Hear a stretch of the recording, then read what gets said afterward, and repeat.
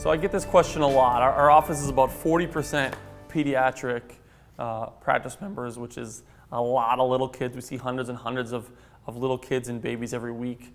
Just this past week, we saw probably 4 new babies that were all right around 5 pounds, which is some of the smallest babies we've seen in a long, long time.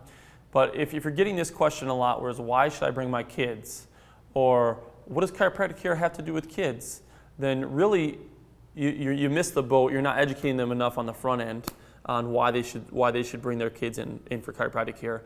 And this should be part of your education through your office for every single person. Even if it's a grandma that's coming in, that grandma will know their grandchild or another person or another child that needs chiropractic care, and that will build your practice with children and get kids in the office. So I just had a mom last night that had several kids in the practice, and some of them we took x-rays on, some we didn't. And the one kid that had all tons of symptoms, his x-rays looked okay on a film. The other girl that was never sick at all, her x-rays looked horrible, and her nerve evaluation was horrible. And she says, that doesn't make any sense. This child doesn't have any symptoms, and this child does, and their spines I would think would be reversed. This one's been in tons of accidents, this one's never been in accidents. Should I bring them? How do I even know if they need to get chiropractic care? That her spine looks okay, or her nerve evaluation looks okay. So there's a number of different scenarios you get here. And I always go back to, well, you know what, Mary? Chiropractic care for kids is actually the best time to start them because they respond so fast. And remember when we talked about subluxations? Do you remember what a subluxation is? And they say, yeah, I remember what subluxation is. Only a small percentage of those nerves are pain nerves. So pain and symptoms is such a small portion of actually what's going on in their body.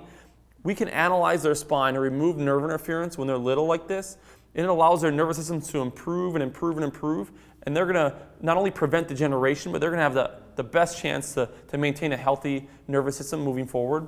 And the techniques that we use are very gentle and specific, and I can see every time your child comes in whether they need an adjustment or don't need an adjustment, and we can monitor their progress and make sure that they're achieving the optimal health that they need. Well, what about, what should I expect to see then? If they don't have any symptoms, how am I going to know that they're getting better?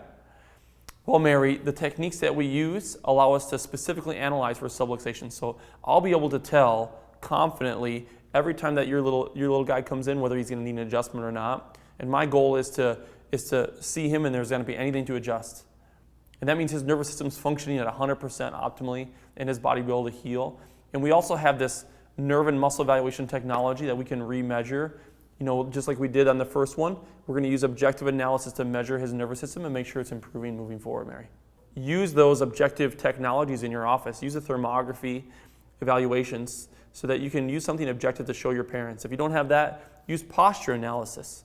You know, find out specific, like they say, my kid's sick a lot. Well, what's a lot? Are they sick every day? Are they sick 2 times a week? Do they have headaches every day? 3 times a week?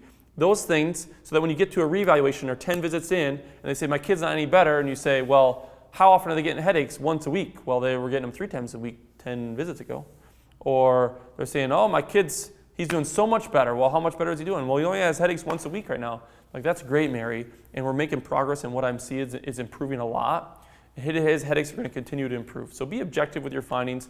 Be clear with your practice members and their parents. Continue to educate them on every single visit. And always have a plan. Always be able to tell them so they know exactly when they're supposed to come, how many visits they're supposed to come, and be clear and concise.